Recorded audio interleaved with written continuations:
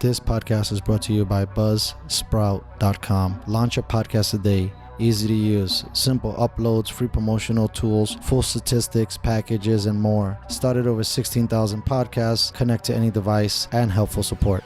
Stats are for losers. That's why we took the damn field. Now, if you want to crown them, then crown their ass. This is what's great about sports. This is what the greatest thing about sports is. You play to win the game. Welcome to the Airin podcast.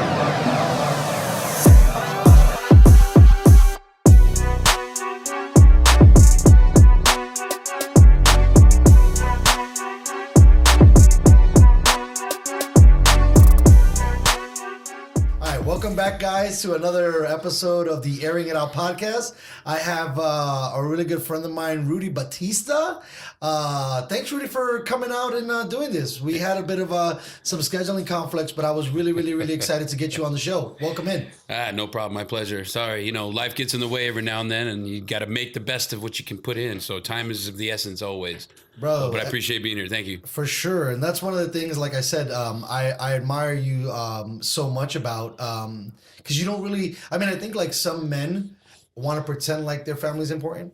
Mm-hmm. They're just going through the motions. But when you say, hey, I want to spend time with my kid, you really mean it. Absolutely. When you're like, hey, I'm cutting out time because I got to spend time with the missus, you mean it. It's not like so much a job for you as much as a responsibility that you care about having. Right. And that's really different. Well, the way I see it, everybody's so caught up on social media. Everybody's so caught up on tweeting and Instagram and Facebook. Which, I'm a part of too. I've got a huge family all over the country and some places around the world. But you know what, man, at some point you got to put what's important in front of you.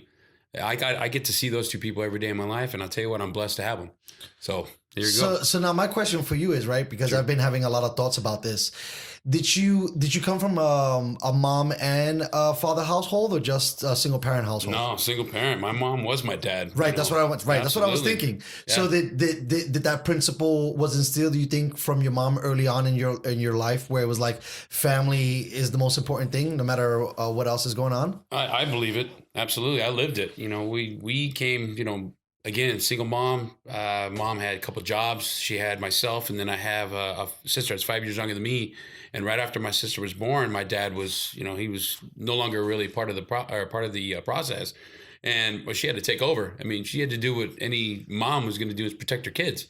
Roof, food, school. That was the way it works. But yeah, it instilled a lot in me about how to be independent and proactive. Life is, again, it's what you make of it, bro. You're dealt the hand of cards.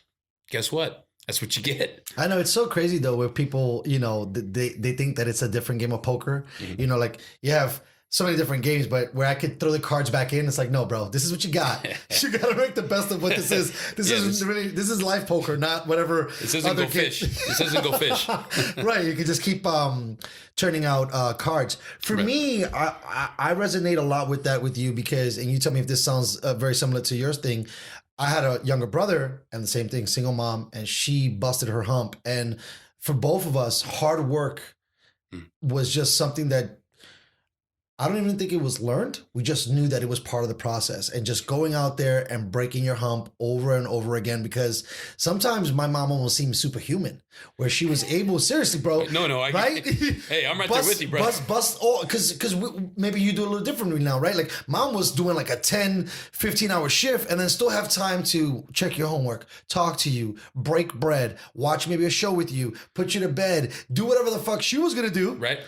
Go to bed, wake up at 5 or 6, and do that shit over again and over again. The routine of it, and still have a few minutes for herself. Right. Break open a bottle of that. What was my mom's favorite drink back then? The Ernest and Julio Gallo. Wow, that's fire. I know you youngsters out there have no idea what I'm talking about. It was the big glass jar with a hook in it, and I'll tell you what, my mom used to throw those babies back. But no, you're absolutely right. You're absolutely right. It was, that routine was unbelievable. I don't know how my mom did it. And I'm telling you, I don't know. My mom being in her 70s now, she's got, she helps my sister out with her 3-year-old daughter, and she's still doing it. Retired, enjoying a little bit of life, but enjoying that young body in front of her too, and still pushing for that learning curve, that discipline, area factor. And it's never going to go away. I think that's the Latino thing, to be honest with you. No disrespect to any cultures or anything out there, but But this is the way it works. Especially, I think, household. for the women that are forced into a position to be the head of household as a single person. Yes. Right? Because my mom, again, very similar. Bro, she just started going back to college, this crazy lady. I mean, like, usually you would think that most people put it in cruise control after 60-something. They're like, I'm done. But there's a certain vibrance that... Desire, maybe? And it's hard to match up, right? Because when you're trying to like look for your significant other, you measure them up to your mom because you're like, man, my mom was fucking kicking ass and taking names. You got to kind of be somewhere at that level, or I might not pay attention to you. Sure. Right? And she still seems to have the same amount of energy that she did when we were kids. Well, tell her to send it my way. I want to. Listen, I feel so tired, bro. I can't even believe what they were doing. You know, I just became a dad, and I have 3 kids, and I have a wife, and I'm like fatigued midday. Let alone, you know, this woman or women that would just like. That we're just gonna power through. We're gonna keep going. And my mom always had this funny thing because she would come and she'd kind of get like narcoleptic. Okay. Where she'd be standing there and she'd sit with us after work and she'd just like close her eyes and be like, "Mom, are you sleeping?" "I'm resting my eyes. I'm resting my eyes." But I guess she's calculating the next move. Yeah, they learned how to kind of get the time in when they needed. Get it where she could. Yes. Yeah. I'll tell you, you know, just going back to where my family came from. I tell you what, man, my mom. It's amazing to see how different women are today than from what my mom's generation and maybe your mom's generation had. And I say this in the respect that the avenues of access to things. There's, you know, my mom had to find it. Right. She had to go finger through Yellow Pages if she wanted an extra job or some extra 100%. income. 100%. You know, there was no classify ads. Remember that shit, bro? Oh yeah. Networking. What the hell's networking? My mom had no idea. But personable to say the least. You know, the Tupperware parties at my mom's house. Nice. Bunch of ladies coming in, drinking the strawberry daiquiris and smoking the Pall Mall mints out on the patio. But anyway, I'm telling you. To see this and the way it works, and now, I mean, some of these women. I mean, my wife. I'm going to give kudos to my wife. She finished her master's degree while she was pregnant with my son. See what I mean about measuring up to your mom? Done, bro. Right. Exactly. I couldn't do deal. that. Done deal. I couldn't do that. No. There's absolutely no way. I mean, that's incredible brain power, and like you said, to be able to turn it back the other direction and be a nurturing mom and a wonderful spouse and partner. What do you do? I've bound my head saying, I'm not worthy. I'm not worthy. 100%. 100%. But yeah, hey, you know what? That's what's made me the person I am, and the decisions that I make are not just for me; they're for all 3 of us in my house. Well, you know, I think with the rise of social media and the rise of the influence of the internet, right? I think it's made things easier. So it's made people softer, right? Sure. And I'm sure if you look or ask your wife what her upbringing was, it wasn't easy. I could just imagine a woman that would try to get a master's and have a baby. No. And very similar to my wife, Tabitha, she's hard as nails. And I love your wife. Right. Her upbringing was, I mean, there's sometimes when I try to measure up and I'm like, man, I'm such a bitch in comparison to this woman.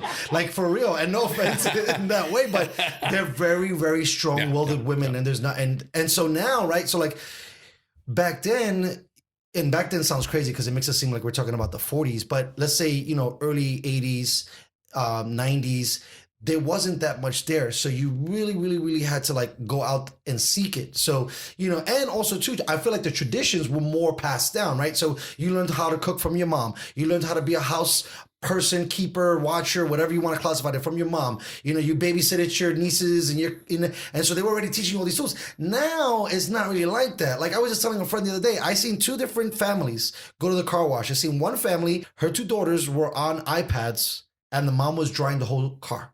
The whole car. I couldn't believe it. I would have got those motherfuckers and like, hey, listen, you are going to polish this shit. And then I seen another family and the kids were helping the mom. And it was just 2 different examples of where we're at, and it's the responsibility of the parents now to make your kids accountable. But before, I feel like it was just part of the culture. Where now you got to be conscious to say, okay, I got to teach them this, and I got to show them that, and step by step by step. Versus for us, you just seen someone being tired from pulling an 18-hour shift, and you're like, fuck, that's what life's really about. I better pull up my britches because this is what the work world is going to be like. I'll tell you what. Just going back to that story about the families with the iPads and the kids not being supportive of what's right in front of them. I'll tell you, My son, love him to death. He's got a lot of me and my wife in it, stubbornness, but always willing to help when he's asked. But I'll tell you what, that kid gets 2 hours of video game or iPad time a week. Wow. A week, my friend. He's Damn, 8 that's a years old. challenge. 2 hours on a Saturday, and he will lose it in a heartbeat if he forgets how to be respectful, pushing in his chair, eating dinner with us in a timely manner, cleaning his room. Wow. My kid is dialed, bro. Now, That's awesome. Whether or not he is actually doing it 100% of the time, that's not really the big issue that I'm concerned with. It's the fact that he understands the path. And I tell you, just listening to that story about those kids, I'm not saying I'd be throwing down on those kids, but I tell you what, those kids wouldn't have that iPad in front of them. Bro, I would have tossed that shit across the lot, bro. Not happening. I'd have been so sick. Oh, and then the best part was, right, to take it even further, they both had their own one. Nothing shared. Just not sharing Oh it. my God. Isn't that nuts? Because back in the day, I remember you had a sister. I don't know how much stuff you had to share with her, but if you had one thing, it was to share. Like, you didn't come from a household that had all that money. Nope. And let alone, I don't think an iPad is cheap. Nope. Okay? So if both kids are working a $500 device, I mean, golly, and you're not coming, and you're not coming out of the cart to wipe down a goddamn mirror.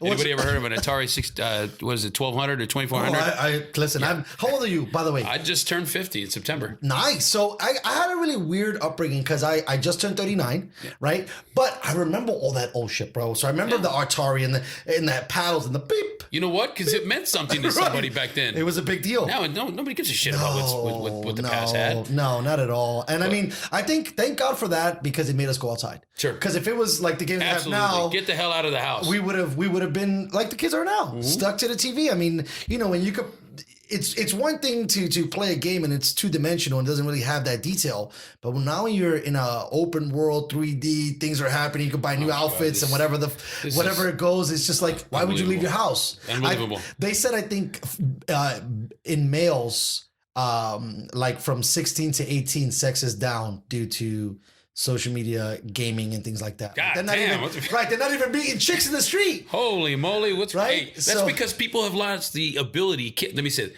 Kids have lost the ability to communicate. 100%. Everybody's fucking texting each other. Yes. I get mad at my wife when she throws me down a 15-page text while I'm at work doing my job and dying of I got 10 people in front of me. She wants me to answer a text. I can't do it. I can't do it. Kids, that's all they know. I need to be like, hold on a minute. Pick up the phone. The call doesn't work. I'm not knocking on your door. Hey, what's going on? But let's hammer this out. What'd you need? Blah, blah, blah. Nobody knows how to do this anymore. It is a lost art of how to communicate. And it's driving me fucking crazy. It is. Coming from where I'm at now as, coaching on our youth and teaching them for the art and the respect aspects of what baseball has given me. I'll tell you what. These kids have no idea how to deal with a one-on-one conversation, let alone be told that they're doing something wrong.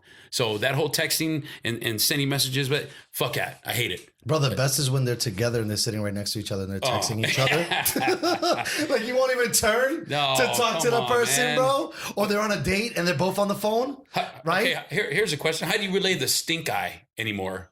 I don't even know. Is that like a bold text? I didn't even know.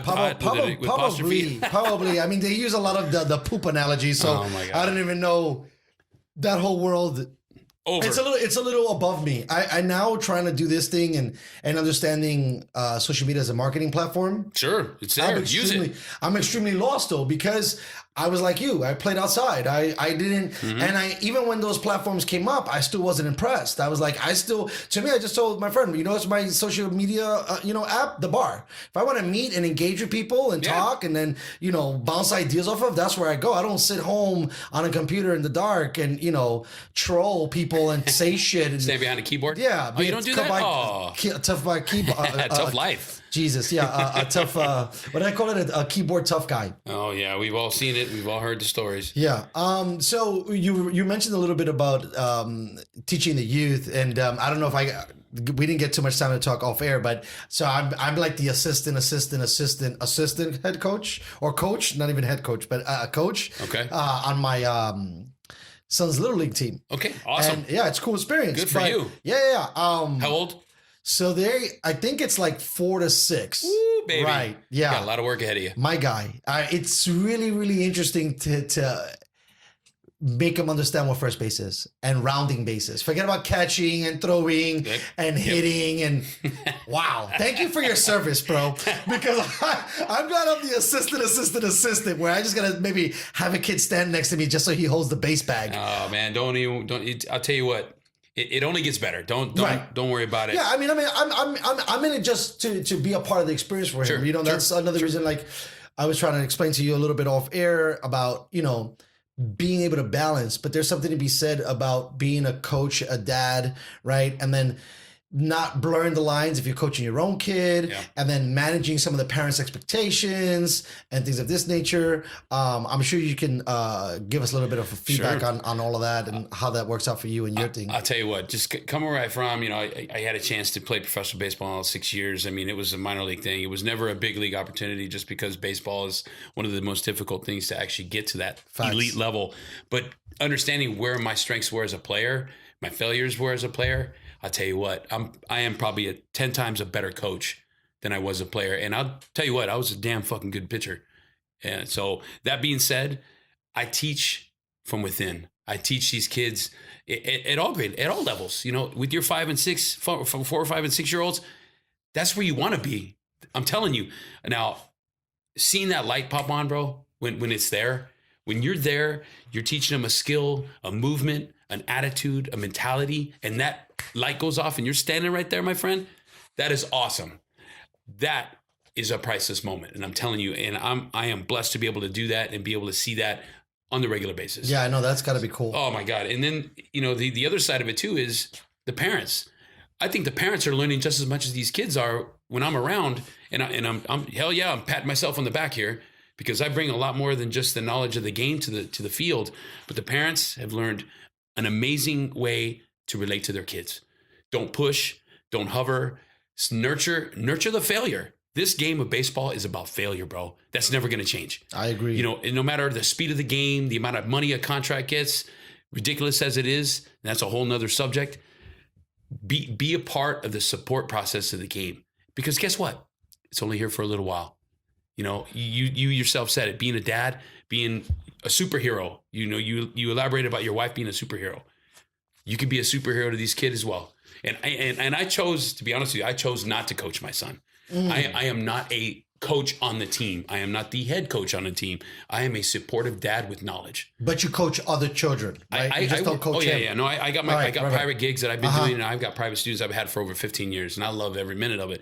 But going and being able to be there for my son's practices and games. That's important, man. Oh man, but not only is it keep him and I, our relationship strong and supportive, but these parents see that. They see it's not about anger. Right. It's not about, it's not about pushing and somebody mentioned to me, I'm going to mention this. Somebody mentioned a helicopter parent, and I have no idea what the hell that was, because I'll tell you what, to me, that just sounds like a BS statement, but somebody told me it's a parent that hovers over their kids. And I'll tell you what, I see it almost 90% of the day. And it's a fact. It is there. It's apparent. And I try to push the parents to understand, give them the space.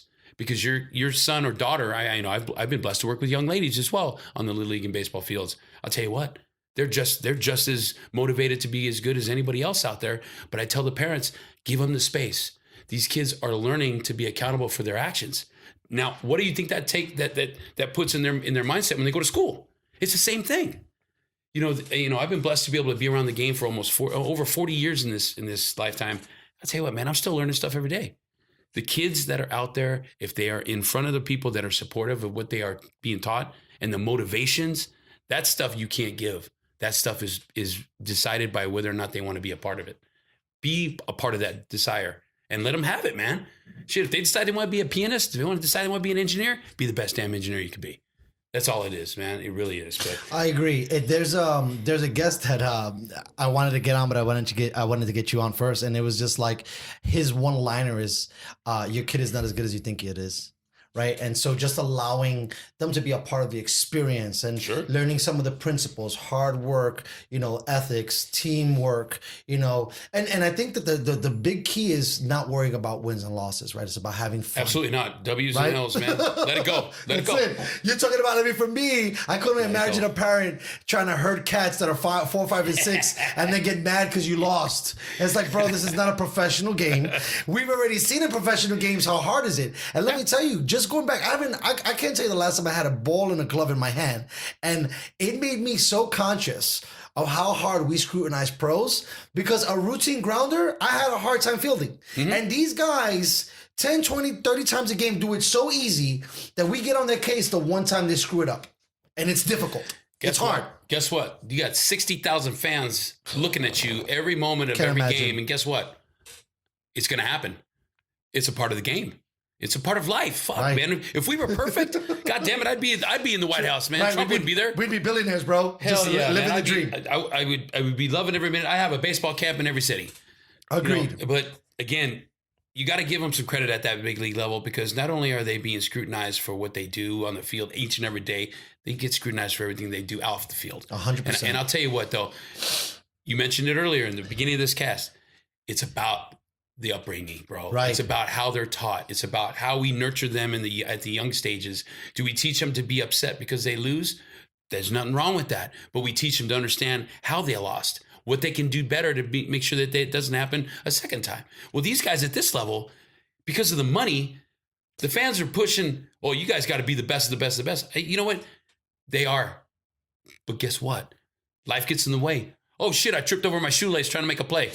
Fuck. Right. I don't know. I locked my keys in my car yesterday. Son of a bitch, I can't live. Well, isn't it funny how the moment you step in, and we'll just use the diamond, moment you step onto the diamond, you are seen as majestic. Like, you're not a human, you don't do wrong. And the moment you slip up like an average guy, the scrutiny is a lot heavier than some average Joe, right? So if like some average Joe gets caught, for example, cheating on his wife, it's a big deal, but not. If this guy, they're trying to kick him off the team, they're trying to take away his sponsors. Oh my God, he's not around. He's not involved in he's getting kicked off the planet. Right. And it's like, bro, it was a mistake that most people do, but because you're in the starlight and you're stardom, I couldn't imagine the pressure that comes with that whole lifestyle. And no matter how much, because you said you were trying to go for it, could only imagine if you did make it, bro, and everything else that would encompass going on with that. And then and that's what I'm saying. You should only be measured on what you're doing on the court. Now you're going to measure me on top of that, on what I'm doing off the court. So if not a great guy, not only got to hit 300, you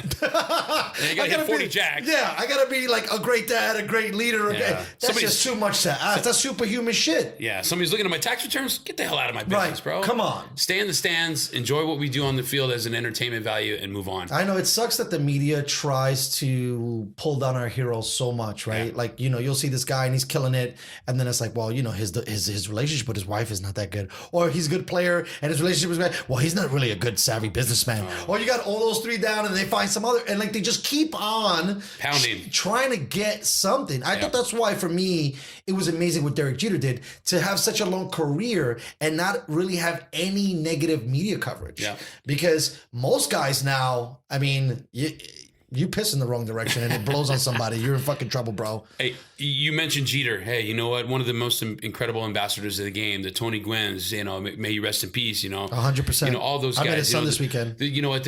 I'll tell you what, there's a lot of guys out there wearing that uniform at all levels, from A-ball, rookie ball, all the way up to the big league level, that do exactly that. They live their life right. And you mentioned about, that one or two Joes that just happen to slip up and it gets into the social media, and all of a sudden it's like, what are these baseball players thinking about? No. It's They're life. Humans, it's man. life. But I tell you, there's a lot of guys. There's a lot of great ambassadors. I've been blessed with some good friendships with a lot of guys at all levels. And I tell you, I'd take a bullet for some of these dudes. And these guys are not guys that I grew up with and, hung out on the streets with. These are guys that I know that live their life with the same principles I do. The integrity level, the family orientation, the mentality that, you're there it's a blessing. You're there as somebody to look up to. Now, again, you're going to have your days where you're down and you're negative, but you know what? The fans that appreciate you, they're going to uplift you, bro. When you come up and you're 0 for 12 and you come up and get that knock, I'll tell you what. Right. They're going to go bananas. The fans are going to go nuts. They're going to go nuts. And it's not always about the money because there's a lot of guys making minimum at this level, at the big league level. And you know what? Let them play, man. Let them play. The game is exactly what I just said. It is a game. It is a child's game. What are we doing? We have made it has become a business. Yeah. And more so a business than the game anymore. Agreed. And the bottom line for me, the game has been the same for over 100 years. It's not changing for you or me. It's not changing for the Jeters or the Gwynns or this. Nurture it. Use it as a platform to be good to yourself, your teammates, and make an example for the people that are out there cheering you on. You know, be that good dad in the stands. Don't be that guy heckling. Be the good dad in the stands. I can't tell you how many times I'm supporting the guys that are pitching against my team. 100%. I call it the St. Louis theory because when you go to a fan base like that, they understand that if the other team does something good, it's worth the respect to be given. I am the same way. If I'm watching a Padre game and maybe Yelich gets a hit, wow, good job. Like that's hell hard. Of a pitch right there. That was tough, right? He was in a 3-2 count, followed off 3 pitches, and still with it, and then got a hit right up the gut, to the second baseman. And it's like, oh, wow, that took a lot. That's not easy. No, and then you talk about the Yankees, but they are what they are. No, listen, we don't even. That's why I took the Padres. I cheated a little bit, and I took the Padres way out because I'm a San Diego resident now, so I gotta endorse them a little bit. But this is funny because I think to speak to the fanatic, this is something that has to be looked at a little bit more as well. So, what are your opinions? Because for me, right, as a fan, I had to break this down to somebody. Guys are coming up to me and like, Manny Machado sucked this year. I was like, whoa. First of all, what are you talking about? Did you see the guy's numbers? He still had all-star numbers for you saying that he sucked, right? And then, so what are you basing he sucked on? His numbers versus $300 million? I'm like, bro, that was the price of the market. Yeah. You paid that much because you were trying to outbid the Dodgers and the Yankees and the Red Sox, right? Yep. So it's, for me, I mean, let's start with the first part. What did you think about the addition and his addition to the team this last season? Look, I'll tell you, I'm not going to take anything away from his ability to play the game. He's got God-given talent. I mean, the kid is amazing with his ability to play the game, and I won't question that. I'm a guy that questions his on the field antics at times. In the postseason with the Dodgers, he did some things that I thought were very unprofessional, and it was voiced and it was measured and it was seen and it was communicated. Hey, you know what? Let the game police itself. I'm good with that. Now, I am honestly 100%. I'm not a Machado fan because of what I just said right now. Got you. I am a Machado fan in the fact that I can appreciate his ability. And he's only going to get better if the people that are within his organization corral him, lead him, teach him how to be the best player that Manny Machado can be. And the sky's the limit for that kid. I mean, he's got all the tools, bro. If he stays healthy, I'm good. He got all the tools, bro. I'll tell you what. I'm a Tatis Jr. fan. I know the dad. Right, there you go. That's what I like that. I was blessed to be able to go and play it along the same lines. So talk to me about Senior, because I don't think that many people know a lot about his dad. What kind of guy was this dude? I'll tell you, that guy had big sack. I'm not gonna lie to you. That guy had big sack. The guy had a heart of gold. He played for his country, played for his family. He played for the pride. That's the kind of guy. That's amazing. That's the baseball player I want to teach. That's the baseball player I want to be. That's the baseball player that I hope that most kids are working their butts off to do, to emulate. Seeing what I see in his kid, just like his dad, humble. Really? This kid is humble. Because he's an instant star. He's an instant star, bro. He is all about the fans. He's all about going out and enjoying the game. He gives 110%. It shows. I mean, he's out there putting his body in check. He almost broke his, groin trying to make a... It's a grind, bro. You got 162 games. So much, bro. You get 8 days off.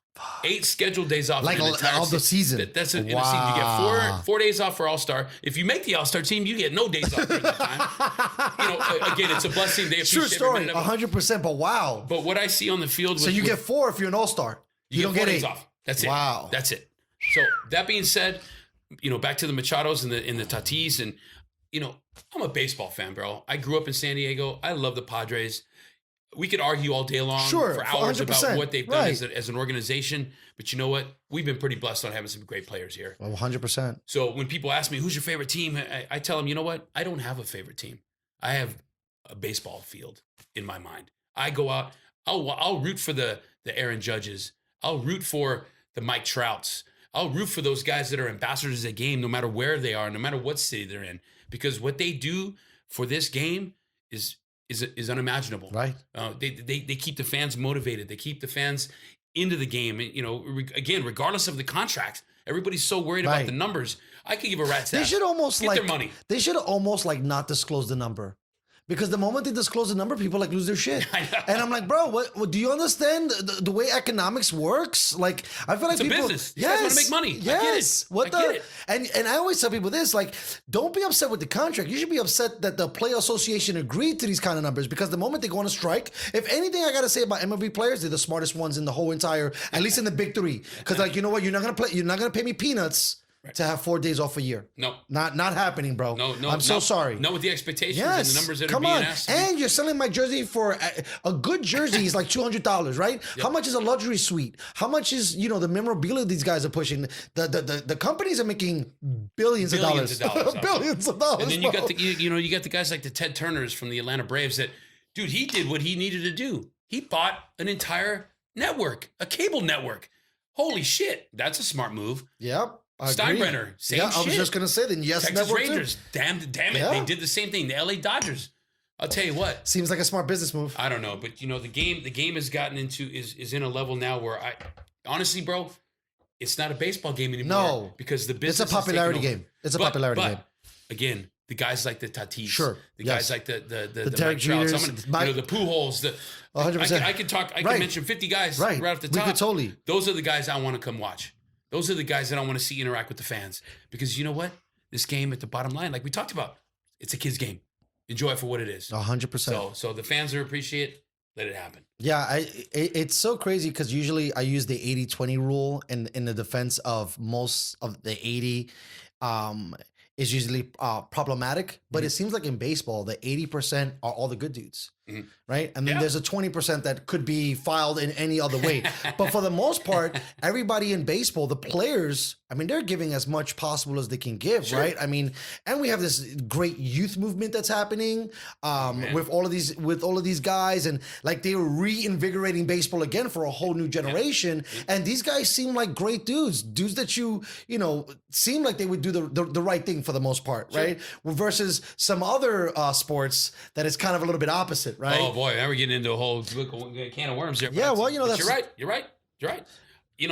Little League is the largest nonprofit organization in the world. Really? And I'll tell you That's this. interesting. It is amazing to be out there to see the amount of love and desire and integrity that the people that don't get paid to do anything involved here spend to do exactly. By the way, what we I didn't talked about. even know that. Largest in the world. You guys don't even know. Forget about Largest in that. the world. They don't get paid. Nope. A lot of these dudes don't get paid Nope. to coach. Umpires don't get paid. That's crazy. Most of the coaches don't get paid. Right. This is 100% Love. voluntary, 100% love for what these kids are learning. And guys like me, I love every minute of it. This is the best thing that I can see myself doing, and I hope, for Christ's sake, I'm gonna be able to do this for the rest of my life. So, Well, God bless on that. for all those coaches out there in the big leagues, let me know. I can send you my resume anytime. Right. you want. We're taking we're sending out applications Yes, now. yes, I'm trying to get a job as a GM, so I'm right there with you, bro. Maybe if I get one way or another, you get a coaching job, or I'm I'll gonna make me the send you some GM, and if I'm a GM, I'm sending you some business, man. It's done deal. I'll get you a Knock on coaching wood. job. Done deal. Okay, so now I wanted to bring it back a little bit because something that I've always found really interesting about you is not only your baseball IQ, but your IQ about understanding pitching. Now, yeah, one of the questions I wanted to ask you was, it's a question that I have a lot with concussions and helmets in other sports. Do you think that pitching too early on can be devastated to your arm as you head to the pros? And also the thought process of when that happens, does Tommy John now where it's at maybe help? So if you did blow out your arm, I mean, because that's the argument, right? Like the kid's gonna blow out his arm, Sure. he loses the $1 million arm, and then now where the surgery is, some people like to blow out the arm and get the surgery because it kind of gets it out of the way. So tell me some of your feelings on this whole deal, and where do you stand? You want to hear my feelings about it? Please. Don't fucking do it. Which one, the Tommy John? Don't do the Tommy John. Really? Don't think that is your second chance at life. That is the most idiotic thought process that people could have. Because yes, You've heard the same thing, right? Though I've read. No, absolutely. Yeah, I just want to make sure that I wasn't. No, absolutely. yeah. I know exactly what you're trying to get to, and I tell you, yeah, there have been a few guys that have had the opportunity to come back, and I tell you what, they've shown some revitalized life that is never been seen. Right. Like I'm going to use a John Smoltz for example. Please.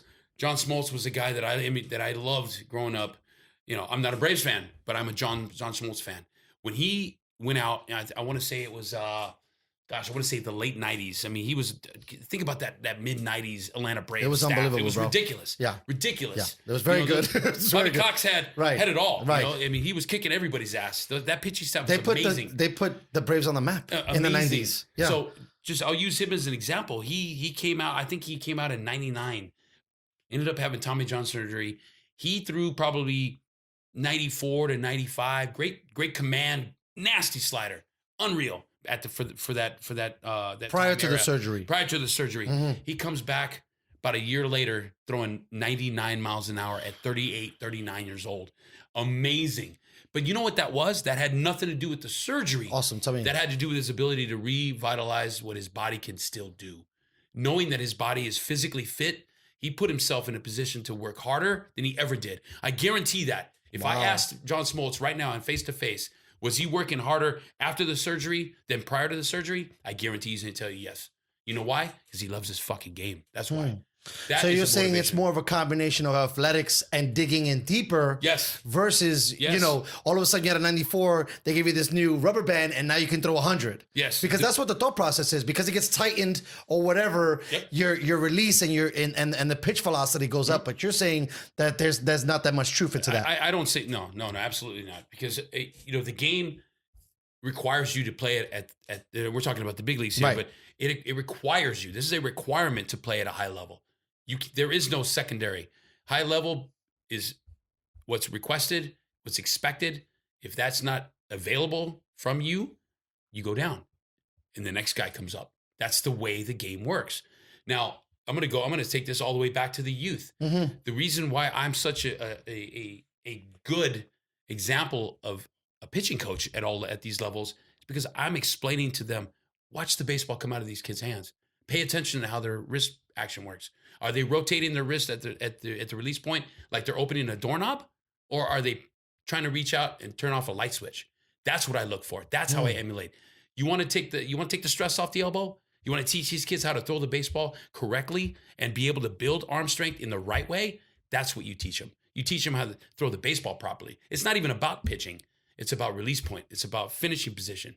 And I tell you what, these kids, I've got kids that are 8, 9, and 10 years old, bro, that are going to, if they follow what I'm explaining to them and they're learning and the parents are projecting exactly to what I'm teaching these kids are going to play this game for as long as they want to play. Wow. It's that simple. You see, I didn't have that much of the science, but when I see some of these, like, especially in football, these weird injuries, I always think it's about not only training, but overtraining improperly. And that's also important that I don't think a lot of people really get to understand. And that's what I find so fascinating about when you talk about it, because I see it all, bro. I see it all. Bro, listen, I was just telling the coach, even me, right?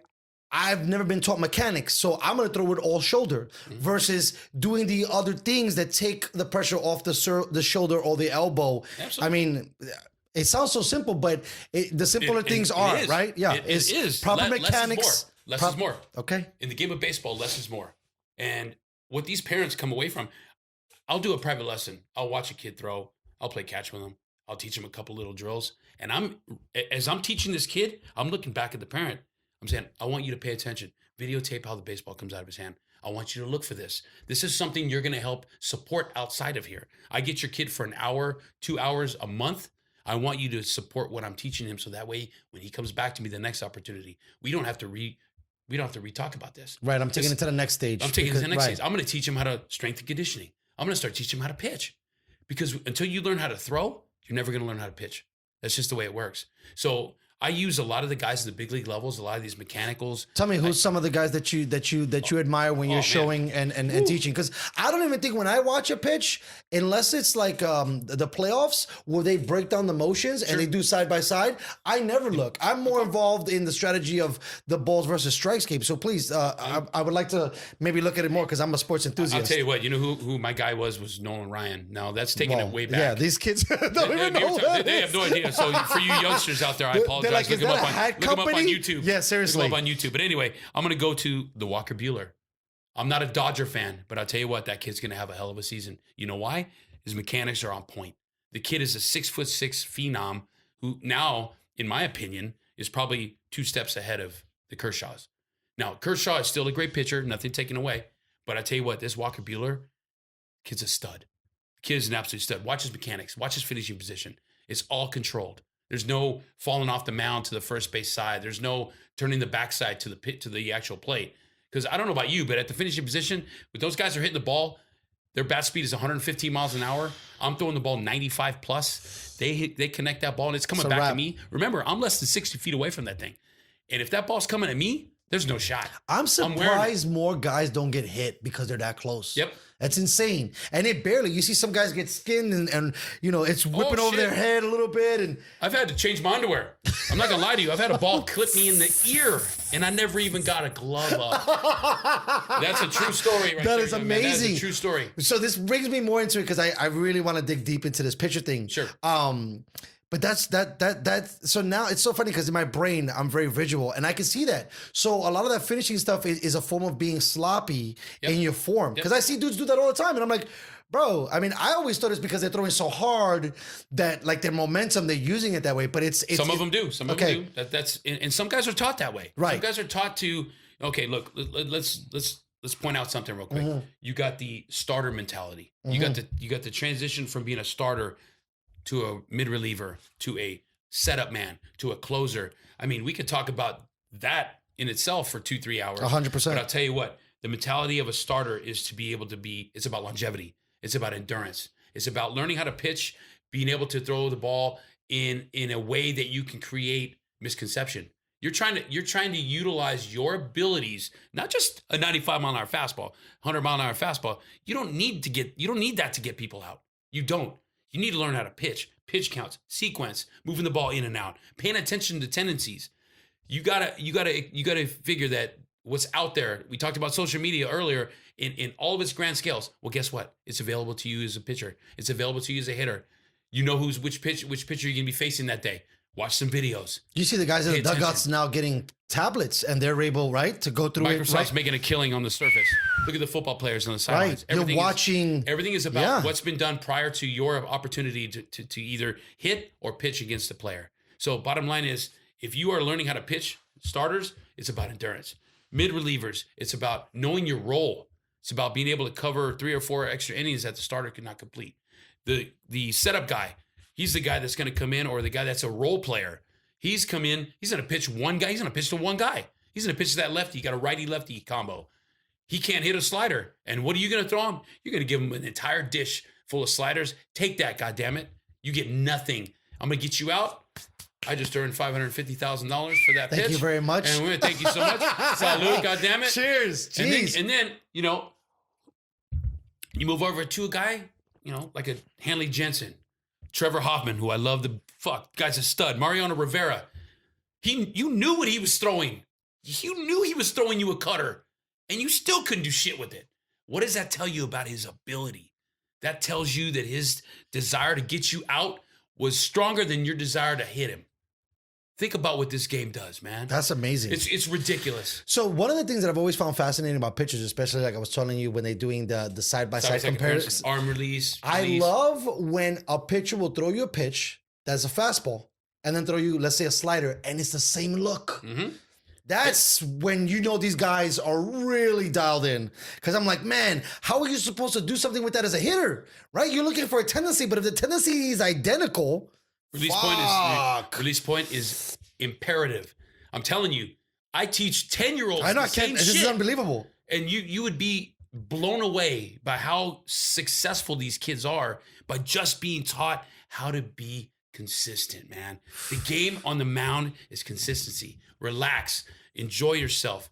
Go up there with the confidence to know that you could actually just play catch with your catcher. I don't give a fuck who's at the plate. I don't give a damn if the guy in the third base stands is eating a bag of popcorn or too stealing loud. signs. I don't give a damn. Or stealing signs. We can talk about that. I'm definitely getting in there. We're gonna go there. I got my baseball IQ guy in the building. I'm excited. But anyway, but yeah, but be honest. But nothing else is basically affecting your output. You are actually working on the side, your bullpen sessions, your practice sessions, on learning to do what you do on the mound as reactive. Just like a good hitter. Why do you think Tony Gwynn hit 500 balls every single day of his life? He would hit more balls off the tee than most of these guys have seen live pitching in their entire careers. It's amazing. I get guys that I'll catch bullpen sessions with them. All I want you to do is work on hitting the outer half. Stay consistent with your front side. Finish position should be consistent. Just play catch with me. I don't give a shit if you're throwing 100 or 70. You get to that point where you can do what I'm asking you to do. I switch it up, go to the inner half on a righty. You can throw that ball 10 more times within 15 pitches, you're winning. Wow. I'm telling you, the pitching now is not being taught, especially at the high school levels. Everything's being taught. These kids are being taught to pitch away. You know what I tell my pitchers? You bust their hands until they've proven that they can beat you. 100%. Stay on their hands and beat them up. I agree. Do it. I agree. And you know what's going to happen? The game gets so much easier. I'd rather you throw 3 pitches and get 3 outs and have to worry about striking 3 guys out. 100. I don't understand that. What's the point? I was talking to somebody about that the other day when we were discussing how much money the Padres have left to buy a pitcher. I'm like, why don't you just get a guy that just puts the ball on the ground, right? And then the infielders do their job. Like, we're a team. Everybody's got to do their part. If I get the ball on the ground, I get 3 of those, we're done. We're out. Look who you got behind you. Tatis, right. Machado. Facts. Shit, you got an all-star second baseman coming in somewhere, I'm sure. Yeah, they picked up somebody, but they had the guy from Texas who was really serviceable for a while. Oh, I'm sorry, Kinsler. Yeah, Love that guy. That was a great infield. I'll tell you what. Come on. Go ahead, hit the fucking ball. Why are you trying to send a guy who's going to throw 96 miles an hour and try to pick corners and they're going to try to blast it when all you got to do is, that's one thing that as I watch it. I'm going to say one name, Mike Maddox, yeah, pitcher of the Braves. Another dude. That was another part of that Smoltz kind of era, right? Holy shit, that guy was amazing. Now, was he a ground ball pitcher? He was a contact pitcher. Because I'm a little younger than you, so I know of him. Pitcher that made you look like shit. Really? He maxed out at 84 miles an hour, by the way. Who gives a shit about velocity? Wow. Everybody wants to throw hard these days. Nobody wants to learn how to pitch. You can kiss my ass with that shit. So, bottom line, pitch to contact. That's what these kids are being taught from me, and that's how they're going to be taught at the level that they should be playing. So, again, I'll play for league minimum. I'll play for league minimum out there. Anybody want to bring me out? I'll throw ground balls. Yeah. Shit, I'll learn that, man. I could stay at the Sheraton and order in. You would never see me. I could be that guy. Okay, that's unbelievable because when you think about it, I think overall you're thinking about this pitcher with this huge arm and he's going to try to throw you 90-something miles an hour and good luck trying to, right. But now you're saying that it's probably gotten de-evolved because all it really is about focusing, making sure your mechanics are right and the placement of your ball is perfect and keeping those fools locked up on that bat. Get them off balance. Right. I mentioned earlier, you had asked me, who pitchers I like. I'm not a Dodger fan, but I'm a Buehler fan. Hendricks, the pitcher for the Cubs. Oh my God. The guy makes them all dance. The guy makes them all dance. And I'll tell you what, easy for him. Let him pitch. I'll throw it. Obviously everybody loves Scherzer, Verlander. I'm going to give props to the kid from San Diego State, Strasburg, Strassi. Unbelievable, dude. Can't believe the way they won that World Series. To see what he did in the postseason was incredible. Really. And a guy that had a surgery. Yes. Right? And he, right? Like, yes. Maybe one of the few people that can stand down, but that was perseverance. That had nothing to do with the surgery. Agreed. That is a second lease That on guy, life. Especially, you could tell that's motivated. Blue worker. I bring my lunch pail to work. We're gonna do what we're gonna do. Put in the extra time. Be the first guy in, last guy out. Sure. Every day. You know what? And there's, I'm telling you, this game, I love it. I love it so much. And it bothers me to think that these guys don't appreciate what's being done on the field. And it bothers me. Yeah, I don't understand. One of my biggest pet peeves is when I go to a game and I'm trying to watch these subtle nuances that you're talking about, and they want to talk to me. And I'm like, listen, bro, check it out, bro. There's a baseball game being played because a lot of people don't really understand what it is, what baseball's going on. Like, if you're a real fan, there shouldn't be dialogue while there's somebody in the box, right? That's why I think they have like an inning so that, the break of an inning, somebody walks around, we could chop it up. Right. But I'm looking at all of those things and seeing the placement and seeing what's happening, and the guessing game is ridiculous. There's a lot going on in that field that people don't realize. No. And I tell people, we're going to catch a game. You and I are going to catch a game. Please, I would love to. Yes. And I would love to see through the pitcher's eyes. You're going to learn a few things about the game just by sitting next to me. I can't wait. And again, I'm going to pat myself in the fucking back because this game is so much easier than people see it. They don't understand how much easier the game really is when you just stop, pay attention to the little things. Like you said, the nuances, pitch counts. Who cares if the guy throws 100? I don't fucking care. No. But you know what? He throws that. Most of slider. those dudes that throw 100 get home runs just as many. Chapman gets lit. That's my God. That I'm throws like 102 miles an all hour, the for Christ's time. sake. Then he gave up a home run. I'm like, bro, I had to throw slower because obviously the faster you throw, me a changeup. the faster the guy's hitting it out the park. Right. Right. So yeah. So this is what I wanted to ask you. Being that you've been around the game for so long, was it a coach or was it something that you've seen in the game that made you realize, like, wait a minute, there's something flawed in the way that is being done, and that you brought back home to train the kids? Because first of all, I think we were talking about it. I think pitching in Major League is probably one of the most pressure cooking jobs in all of sports. Sure. It's Hero all of on the you. goat. Hero of the goat. Yeah.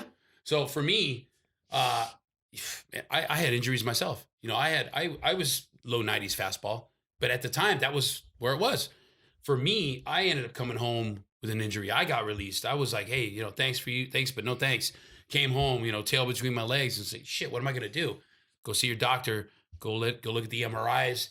I'm 26 years old. He's telling me you have the shoulder structure of a 55-year-old man. And I'm blown away. Wow. I mean, my heart sunk down in my ass. And my first question to him is, hey, am I ever going to pitch again? You know what his response was? Your body will tell you. And he was right. That was a good doctor. He was right. Because he could have said no. No false mentalities. No Right. false pretenses. He said, your body will tell you. So he left it up to me. And I'll tell you what, I'm glad he did that to me. He made me put myself in a position to be able to make sure that I'm taking care of my body. This is about life at this point. I wasn't even thinking, hey, I'm going to get back out there. Right. I'm thinking about, you know, am I going to be able to lift my Facts. future son in the Yes. air? Am I going to be able to go out and just be able to do the fun things that a sporting dad Right. should be able to do, like play golf or do any of that stuff? So for me, when I came home, did the rehab, 9 months of rehab. I had a horrible shoulder. It got repaired. So when you say 9 months of recovery, that means you had surgery done to the Yes. shoulder?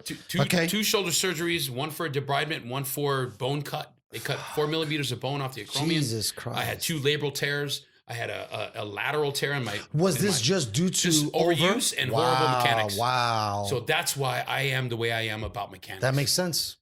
It's 100%. and it's not more than just paying attention to how the ball comes out of the hand. Mechanics are huge. The mechanics are right in front of you. I see everything. Somebody asked me to watch a pitcher, I'll dissect that kid in 5 minutes. Really? And you know what? I'm glad I can do it. I'm glad I can do it because it's going to help me. If that kid ever came to me and said, "Hey, what do you see, coach?" I'm going to tell him exactly what it is. Do you want to play for a while, or do you want to just sign and get your money, get the hell out? Because there's a difference here. Do you want to just show somebody with a radar gun that you can throw 95, or do you want to actually play this game for a little while and enjoy a career? It's not about getting to the big league level. It's about staying in the big league level. That's where the game is. Nobody gives a fuck about the guy that just came up and had a cup of coffee. Who? That's what you want to ask a guy? Ask a Jeter. Oh, do you know who this kid is? Who? Right. You know, and don't disrespect No, to that it's kid. It's no true, disrespect though. to that guy who made it. It's true.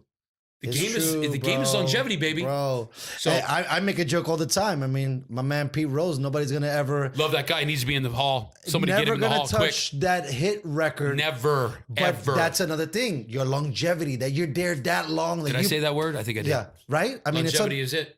Guys aren't built that way anymore. Guys are built to push their body at 110% for 165 games. And if their body is not ready for it, if they're not ready to learn the recovery aspects of what their body is being dealt, never going to happen. So for people that really can't see, and this is basically more of an audio show, what are the things when you're looking maybe to send some more value to people that are listening? When you watch a pitcher, right? Young, old, professional, what are 3-5 things that you're looking at that's going to tell you he's going to kill, I can work with a little bit, or he's absolutely terrible, it's probably not going to work out? I'll tell you, I teach kids at all levels finishing position. Finishing position tells me everything. Really? Tells me everything. Tells me where the ball's going. I don't even have to watch the kid. I let the ball go. I'm going to tell you exactly. I could be looking at him. The ball goes by me. I can tell you exactly where that ball was based on his finishing position. Wow. And the key to that is being able to repeat it, but repeat it correctly.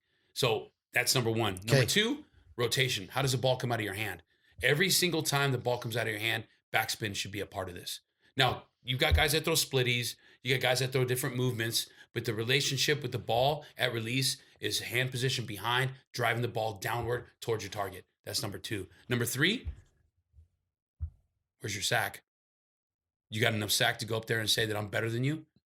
That's what this game's about. Wow. You got to have sack. That's dude. amazing. I don't give a shit what you do. If you're going up there and you're lazy and nobody gives a damn and is willing to pull you aside and tell you what you're doing wrong, you're going to play in high school, and that's about it. So serving my coffee at Starbucks. So based on that, right? For sure, without without a doubt. taking too much or throwing too much shade on people. Mm-hmm.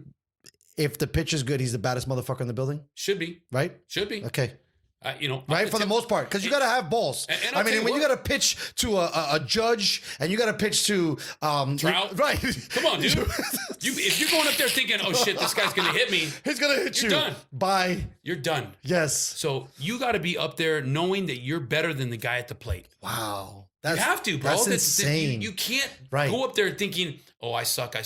Throw a pitch. See ya. But talk You about can't do that, man. mental Confidence, toughness, bro. mental toughness, and then even a larger part, because it's such a beating, right? Mm-hmm. You're either tied, or they got one up, or they're gonna try to get that move and run, Mm-hmm. and you got bases loaded, or it's 2 outs, and still be able to just be like, next Shut it batter, out. I don't care who he is. Shut it out. I'm going. Who gives a shit who's at the plate? It's not Papelbon. I'm drawing a blank right now. That's why I like the lefty from Chicago, Lester. John Lester. That guy, he just doesn't give a fuck, bro. Oh, You could tell. He doesn't even want to pick over at first base. He's like, I don't give a shit. I Go don't ahead, care. run. Yeah, I'm gonna. And that's another thing too. Actually, that you bring that up. I see a lot of pro pitchers, especially when they go out of the starters, Mm-hmm. and these guys are worried about first base so much. When it's like, aren't you just focus at the guy at the plate? Do you think that there's an element where you should be maybe 10%ing thinking about the dude circling the bases, or you should just be focusing on getting outs at the plate? Well, what is your job as a reliever? Throw strikes. Right. Throw strikes. You go up there and walk a guy. I bring you in to pitch to a dude, and you walk him. Guess what? I'm fining you $500. Thanks for coming. Have a seat. I'll take the ball. I'm going to give it to the next guy. That is your job. Your job is to throw strikes. Closer, same thing. I'm not going to let you go up there and walk the world and expect to be able to, collect a paycheck on my behalf. Not happening. Starters, there's a little bit of different mentality there. Right. You're asking these guys to not only be able to control a game, control the pace. Remember, the pitcher is the one who's in control. So what? Now Major League has brought in this Time clock. all that bullshit. That's and I can appreciate part of that. Sure. But at the same time, You waiting for me, bro? yeah, it's my game, dude. I'm not pitching until I'm ready. You want to stand there and dig a hole in there? I'm going to step off, run my ball a little bit, maybe look at you, tip my cap, and say, "Hey, here comes a fastball. See what you can do with it." Now, it's a little arrogance and cockiness on my part, but you know what? At that time in my life, I didn't give a shit. That was the name of the game. Was I'm better than you until you prove it otherwise.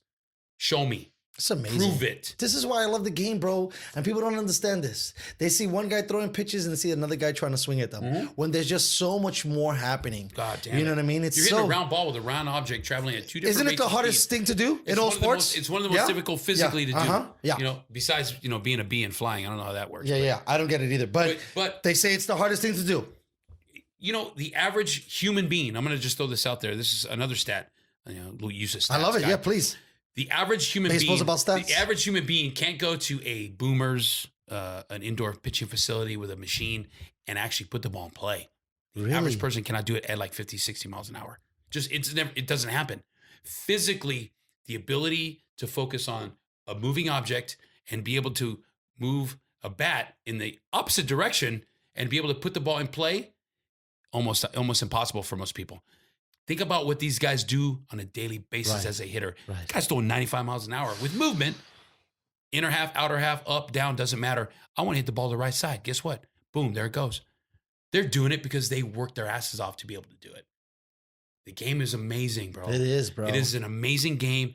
The guys that are doing what they do at the high levels, unbelievable to be Unreal. able to beat a guy like that. Think about this. Scherzer, Kershaw's 0-6 in the postseason, bro. I don't even know where to begin on that shit. Holy shit. As a manager, I got 0-6. questions about that Dodger commitment, putting him in mid-game. Verlander 1-7 Wow. in the postseason. 1-7. That's insane. Dude, the guy's a Cy Young Right. Award winner. Like a couple Kershaw's times. a Cy Young- A yeah. couple of times. Both of those guys. Postseason MVPs. Think about this shit. This Yeah. is not No. about the weak. Yeah. This is about the guys that are willing to work harder than everybody else. I'm just telling you, man. You know what I And think a and lot it's of it about who is? shows up that day. They make it look so easy and do. so effortless. They do. Because when you catch a pass over the middle and you get crushed in the NFL, they're Who like, the wow, fuck that wants was to do hard. that again? Right? They're like, that's hard, right? Or someone takes a hard foul in the NBA, you're like, that's hard. But when you see Judge hit something to like the right porch in Yankee Stadium, it looks so easy that you're like, that's easy. I can do that. Shit. Yeah, give me a driver and a golf ball. See what I can do with Well, that. right. That's a whole nother sport because that's I mean, talk about a ball that's coming at you that you can't hit, a ball that's stationary and you can't hit. There's something about hitting balls. I know it might Sounds crazy and sexual, but yeah, but do I need to leave now? Maybe if I get all over you. But making contact with a round sphere is more difficult. With another round sphere. Yeah, it's in just opposite directions. That's what I'm saying. But I'll tell you what, the game is never gonna let you down. No. There's always something to be learned in every single For game. sure. And when you think you've seen it all, Right. bro, I've seen some shit. Bro, I've seen some shit too, but it's stupid shit. Like, I'm like, how did you balk with bases loaded? I don't know. Were you not paying attention? Do you not know the manual? Dude, and weird shit like that. I've hear seen you. it, right? And I'm like, bro, were you not paying attention? Right. Do you even know? Like, you set. That's it. You got set. Like, how did you remove And I'm your going to move this position? right back. I'm going to move it Go right ahead. back to the youth. It's the same thing.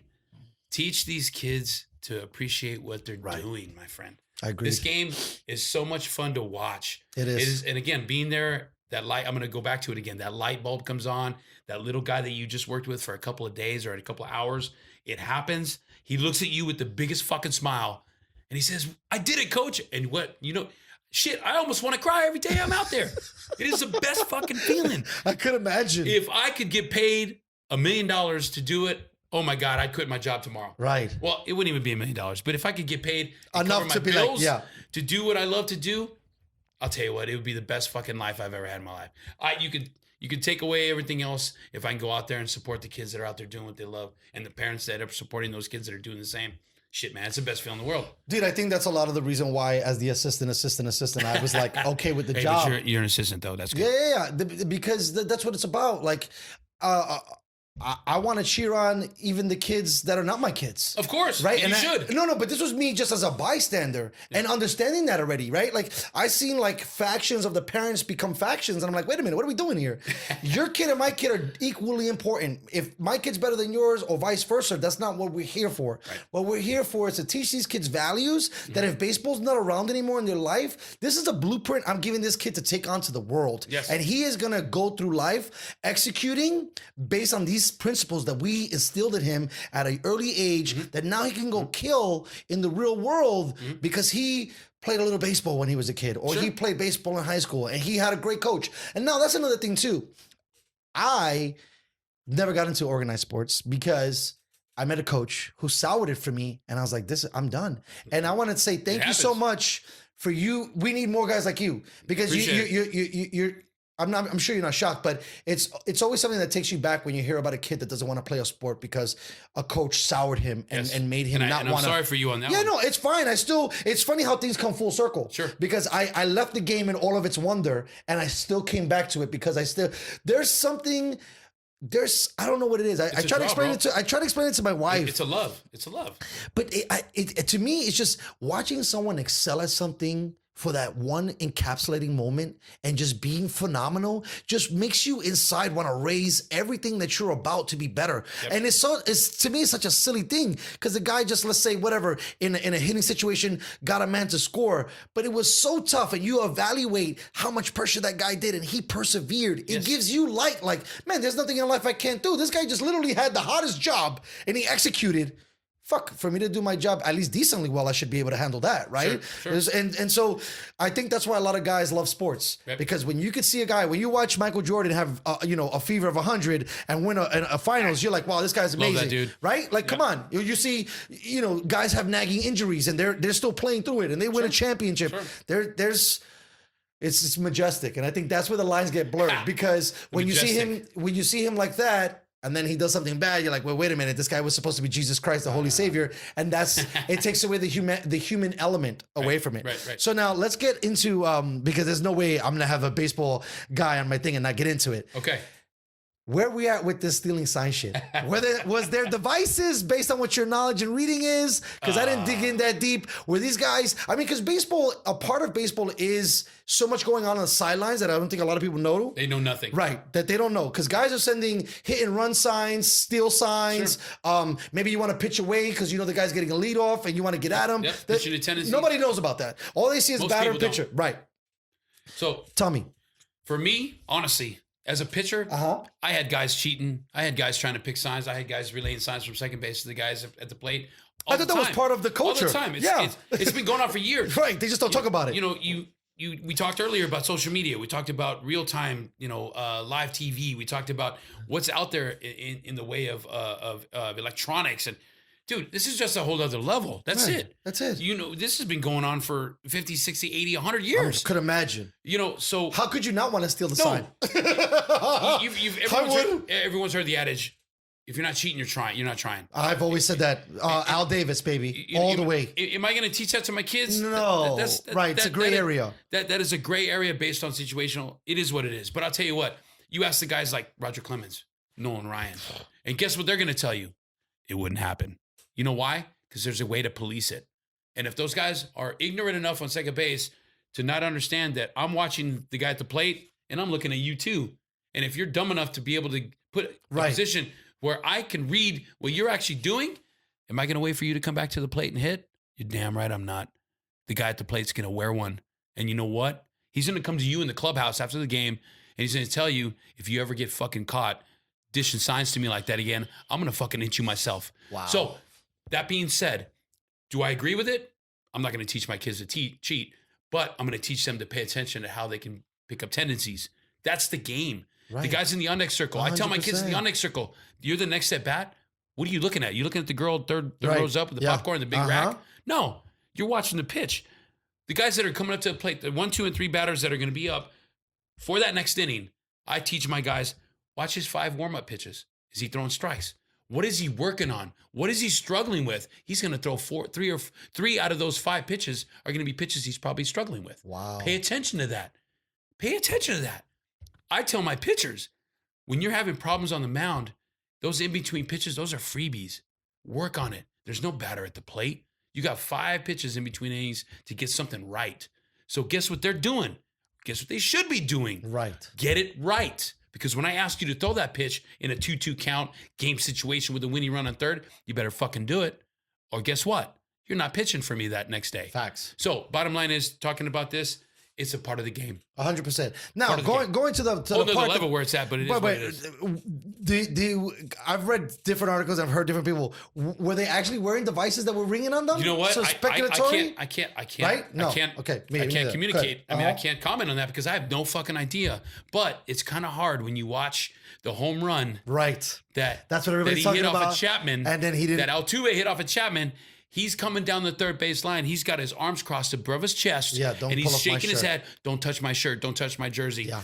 Look, I don't know what happened. Sure. Nobody on this side of the microphone or on this side of the TV knew what happened on that field. But we're going to come up with our own ideas. Sure. It is what it is. Right. Even the look that Chapman gave after the ball was hit and it went over. Watch his face. Change up, slider, whatever the fuck it was a good pitch and a guy beat him with it. That's a Hall of Fame pitcher. If he stays healthy for the next 4 or 5 years, I think Chapman could be there. Really? Now, is he gonna break a Mariano Rivera or a Trevor Hoffman? But that's a hard thing to measure you up to. Who knows? Right. Longevity, body, how well you take care of yourself. So now, let's look at Chapman as a Yankee fan now, to borrow some of your wisdom. Sure. I feel that his delivery is a little sloppy. And some of the ways he pitches, and he also sweats more profusely than I've seen any pitcher ever pitch. So do you think so you're saying that he's going to be a great pitcher. So based on that statement alone, you agree. You've seen everything that you like about him. Do you think it's a catcher situation? Because I think people also don't understand too, catchers call games, right? And you shake people off. Right. That's probably one of the one things I hate about baseball the most is when I see a pitcher shake off a catcher. Because I believe that the catcher did a little bit more homework than you did. in might the, have. in the sense of like understanding. He's catching the whole goddamn game. He's Right. seen Seen them all. Catcher's usually the guy. To me, if you're gonna He's say a leader. yeah, He's a leader. If the pitcher's is the badass, the catcher's a dude that's in the building every day, All day. doing all the things that you're supposed to be doing. So on that regard, so we got Gary Sanchez and Chapman. Is Gary Sanchez to you a fair or good catcher? I think Gary can hold his own. There's no doubt about it. I think the way he received the baseball is questionable. I think they've even talked about it in the Yankees organization. Right, because I'm concerned. You know why he's in there? Because he can hit the fucking ball. Very hard to do. Catcher that can hit over 20. So I'll Home tell runs. you, if he's more of an Offensive? upside on the offensive side, you kind of are willing to give a little bit on the defensive side. But that's on that end. Now a guy like Chapman, I had the pleasure of watching him pitch in the World Baseball Classic when he was with Cuba. When he I believe it was 07. Okay. He pitched against Japan here in San Diego, and I was behind the plate watching this guy throwing 104 miles an hour. He had no fucking idea where the ball was going. Right. I'll tell you what. That's what it seems like he's throwing. Right. Where he was then, and where he is now. Much Slowed different. his mechanics down. He doesn't over-rotate with the upper half. Finishing position is on point. The guy throws 100 to 102. Unbelievable, bro. I'll give up. I'll give up 3 miles an hour on the fastball to be able to get a higher percentage strike count. Right. Why wouldn't you? With a guy like that, that is a tool. Use it. Use him. So it was a good investment for the Yankees. I think it was a good investment. Okay, good. Now, again, I can't say Sure. that Chapman's going to go out and work hard on the offseason and keep his body in shape. But you know what?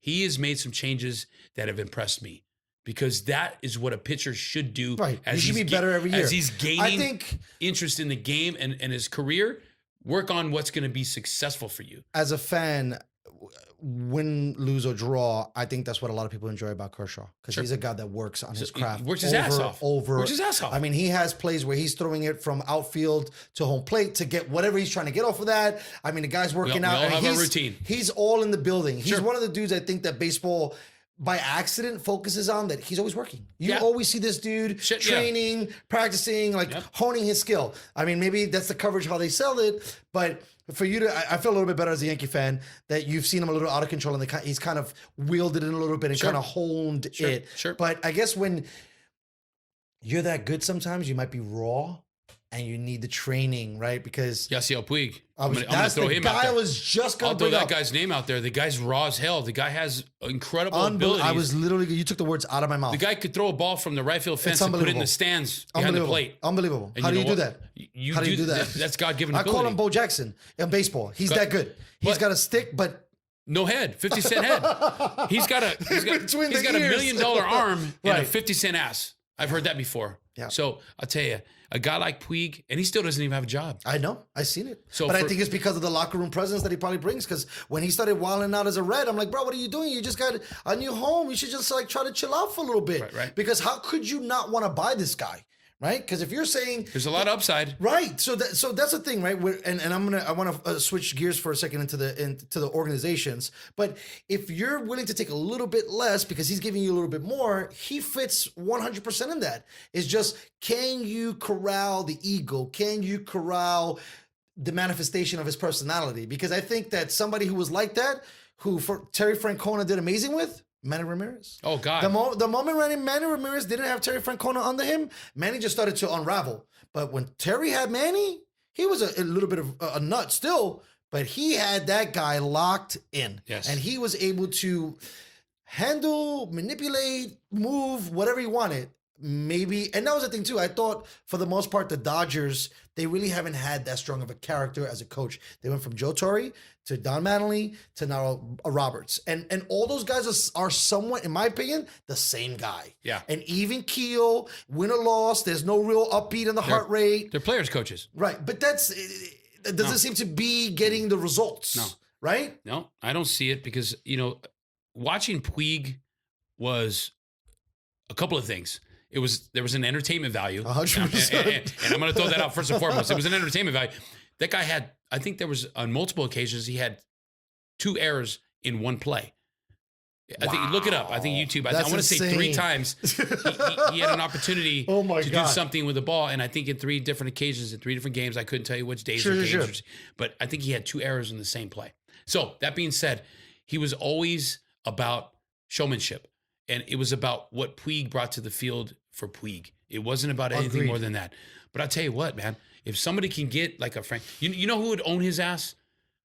God, what was the guy, the old Seattle Mariners coach? Why am I losing it? Oh, that's all up in you. I can't even. Pinella. Lou Pinella. That's a Yankee coach Holy actually, and a shit. Yankee player. I would love to see Lou Pinella take Puig aside and It'd be say, a wrap. It would almost be like saying Bobby Knight getting Right. Puig, Sure, right? Same sure. kind of guy. Or a Bobby Ross grabbing Sure. a guy like Yes. an old Charger and Yes. getting your face. This is and tell my you, house, "This is motherfucker." my fucking team.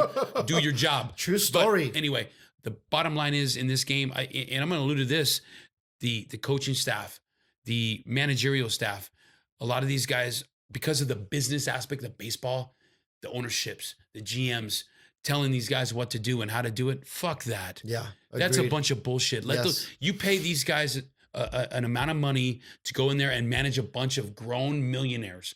Let them do their That's- fucking job. Yeah, that's hard, Okay, man. dude, think That's about so it. Hard, think bro. about like Phil Jackson, what he Oh did my with the God. Right. Lakers. Yes. Think about what he did with the Bulls. What he did with the Come Bulls. on, you're not going to tell me that the Bulls were more crazy than the fucking Lakers. Kobe Bryant was a young kid. You're not going to tell me Michael, Rodman, and Pippen were just fucking getting it tore up every weekend. Those guys were fucking. When those guys retired, I stopped watching the NBA. True story. Me too. Done. I think Done. the whole entire universe stopped watching the NBA. I think it did. You know, and to switch gears a little bit. Hey, Sure, you know, sure. It's all yeah. We go over. I wasn't a Kobe fan. I'm not a Lakers fan, but I tell Actually, you what. let's touch on that a little bit. I tell you what. You know, any loss of life at any capacity, whether it's a big Sure. league guy, 100%. you know, it's about what that person brought to his sport. It was about what he did. 100%. It was about what that person It's so or family, the stupid. aura did for the organization, the community. That Yes. guy was an awesome person when it came to, you know, the love of what he did. So, you know, his daughter, you know, and the coach that died from Orange Coast College, you know, I had a chance to meet that guy back in the days, and I'll tell you what, it doesn't matter who you are at this life, man. What I was most I won't say bummed about it more than the loss of life period, but you had these daughters, these girls, young Yeah, girls, that was never rough. even had a chance to live their life. 100%. That dad, Yeah. the mom, Yeah. they had a little bit of life that they had. You know, the Kobe, he had a chance to play the game he loved and be an ambassador of the game worldwide. But these young girls, the daughters, never had a chance to live, man. Never had a chance to have a family of their own. Never had a chance to peak at the highest level of whatever their sport was. Yeah. So going back to that, you know, this game is very humbling. Yep. You know, the game of baseball, there's a lot of guys that come and go. Yeah. There's a lot of guys that leave an impressionable mark on the fans, on their teammates, on the organization, their communities. This game is so much more than what you see between those lines. And life has a funny way of correcting shit. You know, it has Yeah, a it funny does. way. It has a funny way. Karma's a motherfucker. It has a funny way of keeping you sane. Yeah. And you know what? God bless, you know, Kobe and his family and all the people and, you know, the coach from Orange Coast College. You know, I hope that, you know, the lesson learned is that life is precious. Yeah. You know, Every second counts. Every time that you go out and you have a chance to be a good person for the person in front of you, or you have a chance to support that little kid who's working his ass off, and you can uplift him. Like I told you earlier, there was a young, you know, pitcher that took it really hard when they ended up losing in a Little League game against my son's team this last weekend. I was the first one that went to their other coaches, the other team's coach, and I said, Coach, can you please tell that young man that was pitching, can you let him know that everyone on this side of the field thought he did an outstanding job, regardless of what the outcome was? I'll tell you It's what, amazing. these are what keep people going. These I are why agree people 100%. turn around and Yes. say, hey, I'm going to come back tomorrow and I'm going to play this game again. Yep. Or I'm gonna go to work the next day. I busted my ass today. Tomorrow, I'm going to even make it better. You know, again, it's a life process, bro. It was funny that I've you know, the show is kind of sports centric, but not. And what I was telling people, and I'll go into some of the other stuff I was thinking about, but you can measure bat speed, you can measure finish, you can measure this, but one thing you can't measure is effort and heart. There's no statistic None. for that. There's None. no evaluation for that. And that really is what takes guys to the next level. And I think that's why people get romanticized with guys like Puig, because you see that it's effortless, right? God damn it. Right? But then they don't have the other tools, right? And they don't have the other pieces on the belt to make everything come They to don't have the where- controls. They don't have the and harness. Nobody's it's harnessed not it. right. And then, you know, one thing I was also thinking about was like, if they say it takes a village to raise a kid, I could imagine what it takes to raise up like an amateur athlete. Like it takes the dad from the other team to walk over and say, hey, tell your guy he murdered it. He murdered it out there. Regardless but we of the got the outcome. best today. Tomorrow could be a totally different story. Sure. In 5 games, I mean, that's why people play 162 games, right? Yep. Because out of, what is it? Let's say 30 appearances. If I go 10-6, I'm a killer. Right? Shit, if I win the 20 games, I'm a monster. If my ERA is under 3.5, I'm a fucking stud. I'm making the All-Star game. Right. And you think about it, 3 runs. Wait a minute, you gave up. Who cares? Right. Who cares? Because again, you got 7 guys behind you as a pitcher. Let them get involved. Yes. And again, take the fucking money out of this. I don't They give a shit have if the to. average third You baseman have makes to. Who 26 million a year. cares? I don't give a damn if the average right fielder makes 14 or 18 million. I don't give What a does it shit. matter? What does it because matter? it's about going out, enjoying what you do, challenging the guy on the other side of the field, and say, I will beat you today. 100%. That's the game. And even giving me a chance to win. That's what I'm taking this investment chance. Sure. Right? When it comes to a guy like Machado, I got to defend it all the time. I mean, I'm quietly a Padre fan. I'm not going to say that I'm in love with Machado, but listen, I'd pay that guy $10 million on his defense alone. Yep. $10 million, Yeah, flat. Natural. I don't even care about what he's going to, the whole offensive side, I'll argue that too. Sure. But that I know that everything that comes this way, it's a lock. I don't got to worry about it. Come on, how could you put a price tag on that? Go ahead. No, you first. I mean, you watch a guy like Rendon. You watch a guy like, Oh my God. Dude, I fucking love that dude. I do too. I mean, watch when he went over to the Angels, I was bummed because I was hoping he was going to go to the Braves.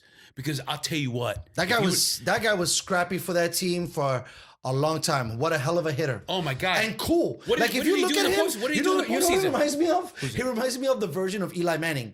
If Rendon is going an 0 for 20, he has the same face, and he has the same face if he hit 5 home runs. Right. When you're talking about demeanor, when you're talking about staying still, because you're Staying within the moment? Yeah, because your pitcher's looking at you, right, to see if there's any tendency What can I use? What that can I I could use? take. What can I use? That motherfucking guy's like a statue. It's the same look, Didn't the matter. same Didn't matter. every time. Rendon is phenomenal. I enjoyed watching him in the postseason. Even And his outs. Look at his outs. It's the same thing. His outs there was a reason for it. He moved the guy over. Yep. He scored a run. He was a great. Actually, talking about that, for whatever you want to say, I think overall, because it ended up, equaling a championship, the national front office has done a really good job Oh, my on building God. that team. And I don't think enough Kudos to people those talk dudes. about it. And Kudos to those even, dudes. how do you move a Babe Ruth style player you talking about Harper? and you win a chip after that?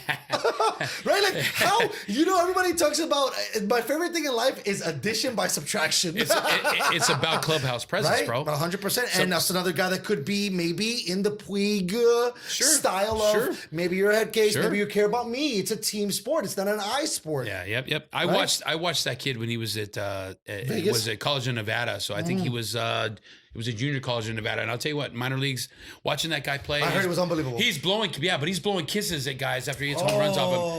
I'll tell you what, if I was that guy, I would've hit him, right? He dosed. Yes. He's wearing one. 100%. Wearing 100%. one. Don't disrespect the game or Please. me. Yeah. You're I don't not give trying a to shit punk who me, you bro. are, but you know what? Karma, like you said, is a motherfucker. Yes.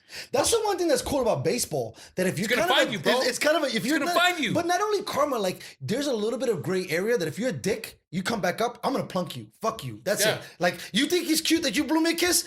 How about you handle this 96-mile-an-hour fastball in your back, motherfucker? Take a base, and I'm gonna strike out the other 2 guys. I don't even care about what you stand are. out there. I'm gonna pick over 6 or 7 times to get you dirty. Yep. Go ahead. Yeah.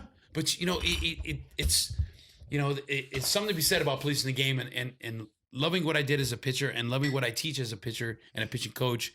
It's about confidence, man. It's about having sack. It's about never letting that guy know that you maybe your slider's not working today. Guess what? Fake it till you make it a doesn't little fucking bit. matter. I'm still gonna get you out with this, or I'm gonna get you out with that, or I'm gonna let you get yourself out. So watching a guy like Harper struggle, I kind of like it. A lot of people I do. kind of like it. A lot of people do. And it has nothing to do with the money. It has everything to do with what he has inside that chest you were talking about, 100%. that heart. Now, you know what? He may come across as being a great player in his mind. He looks in the mirror and he sleeps well at night in that $1 million home. But you know what? People see the other side. People see what you put on the field. 100%. And you I know think what? he has He's got everything potential. Absolutely. to be the greatest of all time. Yeah. He has it all. Being a lefty hitter, and that's one thing, because I always talk about things from a video game athlete. So I've heard that before. It took me a little while, but you're right. You're right. Because I play MLB The Show, and I'm still doing the same shit. I might not be physically doing it, but I'm like, okay, I hit him inside. I got to trick him, and I got to do this, and I got to pull out that. Sure. And there's something to be said against righty. And there's something to be saying when a righty faces a left-handed hitter, in my opinion, all of it goes to the lefty because I see the whole pitch. I'm able to see all of the movement. Right. That's why you go left versus left, right? Or you try to do those kind of things. Typically, that's what the thought process is. Because you want to take that opportunity out. And I mean, some of my favorite players, I think Carlos Beltran was a switch hitter. Yep. I think Jorge Posada might have been a switch hitter. Yes. There's a couple guys. But when you get that lefty access, man, and for you to have pure talent, bad speed, power, and you're a lefty, but you're kind of a douche, it's like, fuck, you had it all. And you're looking at his baseball card signed, one of 10, and you're like, this motherfucker ain't gonna be worth shit tomorrow. Right. Yeah. So it's unfortunate, but you Right, know what? The game it regulates. is amazing like it that. regulates. And that's the other part that most fans don't get. Yes, they don't. You know what? This guy's gonna go up, and you think, oh yeah, he's gonna be the best player, or the best guy since fucking sliced bread. Great. What has he done? What has he done for you? Right. Great. Well, it's so funny. Cue the crickets. There they are. Boom. But it's funny too because you look at it, right? And I was talking about this the other day. Everybody, because you said he should go in. Everybody worries about home runs because that's like the glory play, the right? fans want to see. And then they want the fastball, Yep. right? At 100 and some miles because they're like, oh, that was amazing. Oh my God. Right? But when a guy like Pete Rose can put down almost 3,800 just hits, that's the guy I want to sign. Wherever he wanted to put it. It's disgusting. It's ridiculous. Those are the guys that I would face, and I'm like, this motherfucker doesn't matter. I'd rather take a guy that's going to get me. on base percentage and a hit than a dude that's going to give me 40 to 50 home runs. Because most of the time, those dudes' strikeouts are just as high, if not higher, than the home run numbers they put up. Of course they are, because you know what? They're one-dimensional in their thought process. Doesn't mean they're one-dimensional in their ability, but what they're taught based on the coaching staff, Right, based on what the ownership wants. Yes. What are they asking you to do? I don't give a fuck if you bat 220, but you better hit 50 jacks. Well, what do you think they're going to be told to do? I get it. They're going to be told to drop. You got bosses. Drop and drive. You're talking about a different way of approach. Everything about what they do at the plate is approach. Okay, the Rendon's, that guy doesn't go up there thinking I'm hitting a bomb. He doesn't go up there thinking I'm going up there to hit a bomb. He's going up to do. This is why I love this guy. He's going up there. Right. To do how can whatever I it help takes. my team? Yeah. That's How can it. I help my team? I love it. If a sack fly is going to bring in a guy, I'm good with that. Or- if a hit up the middle is going to be good, I'll do that. If taking a hit by pitch, if I got to step a little bit in, I'm on base. I'm taking whatever. He's great. They need more blue collar players. That's what I call them because they're not going to get the household appeal that you normally hear when you say Harper, Judge, Kiss my ass. Right, exactly. But these are the dudes that show up every day. Sure. Play every day. I mean, I think for me, one of the dudes, because, and you can elaborate if you felt like this when you were younger, but one of the dudes for me growing up that was like that, and I fucking hated when he came up because I'm a Yankee fan in Boston, Johnny Damon was the dude that did anything. Johnny Damon hit everything. It wasn't always home runs, but he was one of those guys that you're like, fuck. He was one of those son of a bitches. Yeah, you're like, damn, man, if the pitcher's not on by the smallest margin, that guy's going to take advantage, and he's going to get on base. Yep. And that's all it is in baseball. Get somebody on base, and you get the next base. And one of my favorite terms in baseball is manufacturing runs. Sure. And that's how you start. do it. It's a lost You've start. got to fucking get guys on base. People forgot how to bunt. Listen, I get so mad when I don't see it. I get so mad about it. Because they don't use the hit and run anymore. No. You know what I loved about Blood Black when I was watching Padre games? Put the bunt out. He would squeeze guys from third base all the time. Yep. Nobody does that. I love Bud Black. He's a pitcher. Is that Imagine that. I could see. That's what I'm talking about. Imagine that. He was a pitcher. It makes sense. It makes sense that he adapted kind of that thing. So yeah, when you see guys that no matter what, they're just committed to the outcome. Sure. I don't want to say win because win makes it seem like it's a little shady. Because one-dimensional. Right. You shouldn't be looking at it like that. Wins are an effect based on effort. Agreed. Based on effort. And we talked about this and we've elaborated on this over the course of the entire podcast that, you know what? It's about what you put on the plate. It's about what the table sets. It's about what the pitcher decides he wants to do. It's about what the guy at the fucking plate decides he wants to do. Does he want to go up there and battle and be a hero? Or does he want to go up there and just kind of go through the motions? The game can be disciplined in both ways. You know, I love watching those guys that are lazy as fuck. I love those guys that come up to the plate and kind of have that open stance. They got that $150 bat in their hand. What do you think I'm going to do? I'm breaking that motherfucker. And that was, you know what? That's honestly, that was the one stat that I kept. I didn't give a shit about wins and losses. I didn't give a shit about ERA. I gave a shit about how many broken bats I had. So in my career, I broke over 200 bats. Now, what's the broken bat a sign of? That he just, you pinned them up? He got fooled, or his bat speed wasn't quick enough, especially if it was on the inner half, or you elaborated on earlier, release point with every single pitch. Wow. Breaking ball, fastball, slider, changeup. Everything is in the same position. And the guys like Tony Gwynn's, the guys like like the Rod Carews, the Pete Roses, the Ripkins, right? The guys that put the ball in play that just struck out limited. Right. Those guys picked up the baseball because they knew exactly where they were looking. They looked at release position. They looked at rotation. And I'm going to tell you, you got less than 0.3 of a second to recognize crazy. Pitch, rotation, drive, position, and location. You got 5 things to think about in 0.3 of a second or less. And these guys are winning at life. Yeah. Tell me about it. Come on, bro. What's better? 100%. Unreal, bro. I'm unreal. It. Yeah. And I don't give a shit if you're that's why I haven't lost the love. That's why I haven't lost the love for baseball. Because of those things. Yeah. And you know what? It's not taught anymore, bro. It's not.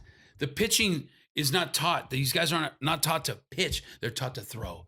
The hitters are not taught to drive the ball in the gaps and move runners over. They're taught to hit home runs. And you know what? As long as those guys are being taught to hit home runs, I'm teaching my pitchers how to take that away from them. That's the game. It's about deception, right? It's about 100%. Being able to, it's pitching to their weaknesses. I'm going to pitch to your weakness until you can prove to me that you can beat me. Yeah. Can you beat me? Right. I don't think you will. No. So here's what you get. I know. Being the assistant of the assistant of the assistant, I was watching a kid. He's like 4 or 5, and he's barely 3 feet, barely. And this kid, and I touch on this because I want you to tell me when you see it too, because you were talking about the rewards when you show a kid and the light bulb instantly goes off. Mm-hmm. When you recognize a savant. Mm-hmm.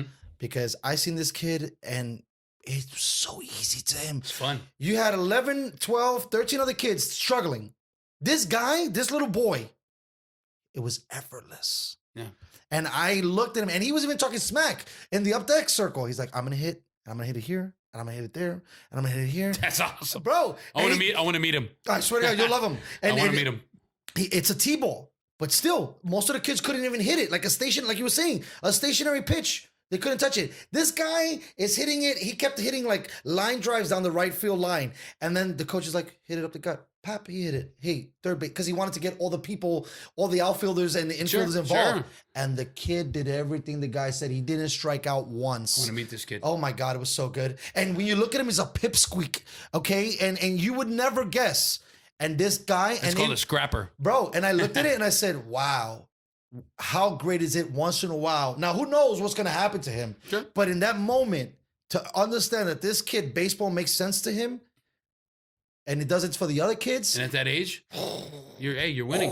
Unbelievable. But again, it's about nurturing that. You got to nurture it. 100%. Don't push it. You see him competing. Right. You see him making everyone else look a little bit more inferior, which at that level, it's going to happen. This is developmental. Right. At anywhere between 4 to 7, 6, 7 years old is about developmental. If those coaches are not driven by developmental process, they need to call me, and I'll make sure I give them a nice coaching. No, we're gonna plug like a mofo at the end of this. I want you to give me all your stuff. I'm telling you that way we can get you players. But what I'm telling you is, agree.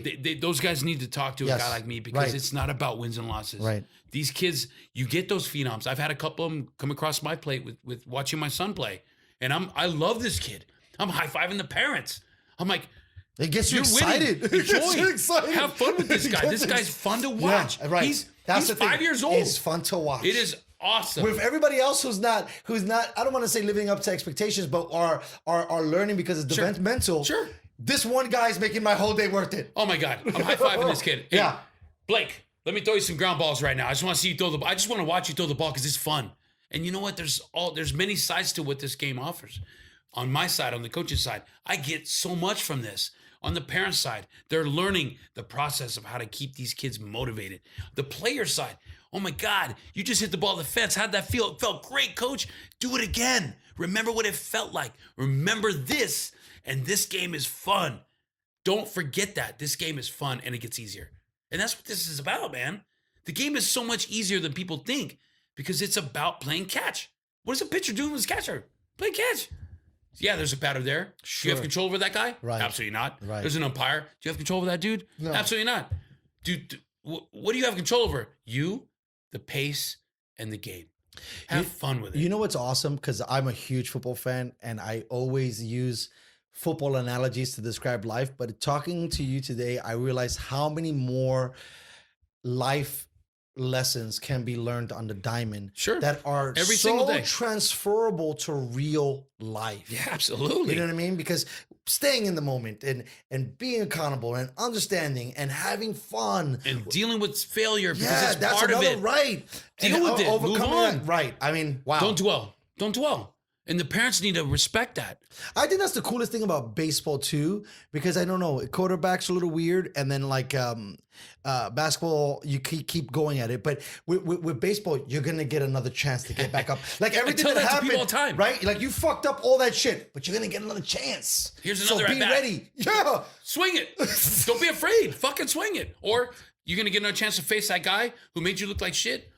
Do it You again. get another chance. Do it again. Isn't that crazy, bro? Oh man, That's amazing. Because in life, it's you gross kind of because get it is life. Yes, in life you get a second chance. The difference between the guys who get the second chance is are you aware that you have to be ready for that second? The dudes that don't and show up, they get struck out again. They lose in life. But the cats that are paying attention, when they get that second at bat or that third at bat or the crucial at bat, bro, you crush that life, man. Hey, you know what? It is a life lesson game, and I tell people all the time, this is an easy mentality to nurture, because you put this kid in a position to know he failed. Okay, he failed. Guess what? The guys at the big league level, they fail 70 to 80% of the time. The guys that fail 70% of the time are in the Hall of Fame. Correct. So think about what you do in your daily routine. Okay, you know, I messed up on that math test. Guess what? Let's go talk about it. Right. Let's work on it. We'll nurture it. Next time it comes around, boom, home run. Wow. The Very mentality, important. The mentality is don't give up. Keep your head level up. You can't sulk about shit that you have no control over. And that's what I tell kids all high school, college, pros. I can't tell you. I think one of the biggest things that I love besides working with the young kids is getting those kids the opportunity to play at the college level. I think in the 16 years I've been a professional instructor on the pitching side, I have probably gotten 14 kids college scholarships to play the game, get a good education, and start life. Or get an opportunity to play at the secondary level and enjoy life, man. Go for it. But you know what? That is what this is about. It's about getting them the tools to succeed at life. Baseball is an opportunity to pay for school. Baseball is an opportunity to live a dream. You got to look in the mirror and ask yourself, am I busting my ass every single day to live up to that dream potential? Wow. Or am I doing what I need to do every single day to be able to get my coach to give me an opportunity to continue to move forward in this game? That's what this is about. I got 5-year-olds, I got 6-year-olds that come up to me and say, hey, can you throw some ground balls to me? Hey, coach, can we work on the side and I could pitch a little bit? You're damn right.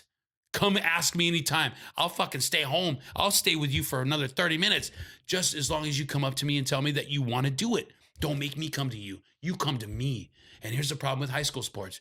Parents go to the AD. The AD comes to me. Okay, well, hold on. Let's pump the brakes a little bit. Oh, What's sorry, the my bad. What's the AD? Athletic director for your high school. Got you. Okay. The athletic director is basically there to make sure that we, as a coaching staff, in any sport, doesn't matter, we're following the NCAA rules. We're the high school rules. We're making sure that kids are safe. We're making sure that they're not using profanity in the field. They're not using drugs. There's no tobacco. That's their role. Okay. Make sure that these kids academically, if there's an issue with a student academically, they're coming to us and saying, hey, there may be a potential. Let's catch it in the forefront and see if we can't get them eligible to play the game. So when the parents go up to them, they come and break your communicating balls? about playing time. They want to. That's where I have a problem because the AD should be directing those parents to come to me. Correct. Or the parents to come to their student. Sure. And the students should be coming to me. Hey, coach, I noticed that I'm not getting as many at bats. I noticed that I'm not getting as many innings. What can I do to get more opportunities? And you know what? That's accountability. I agree. You know, there's a big word that I use in the high school levels, and I did it for 5 years that I coached high school baseball, which I will not do anymore because of the AD situation and what they allow. So the bottom line is, I tell parents all the time in the beginning of the seasons, I'm not going to talk to you about playing time. I want your student athlete to come to me, because that is what you're teaching them. You're teaching them accountability. Agreed. You're teaching them, 100%. You're teaching them to come to me and say, hey, Right. coach, how can I get more opportunities to go out there and compete at the level that I think Well, I it's can? like even in the real world, you can't tell your This is what mom this is about. to go to the job and be like, hey, your son is giving me 3 shifts. You give my son 3 shifts, can you get him 5 shifts? Mom, I didn't get the job. What can I do? Well, I'm going to go talk to the Right. owner. Yeah, no. That's the That worst thing doesn't you can work do for your kid. Well, that's what happened. That's what happened. That is what's happening in high school sports right now. You got these ADs allowing the parents to come in. They're giving them an open door policy to be able to come and talk about stuff like playing Wow. time.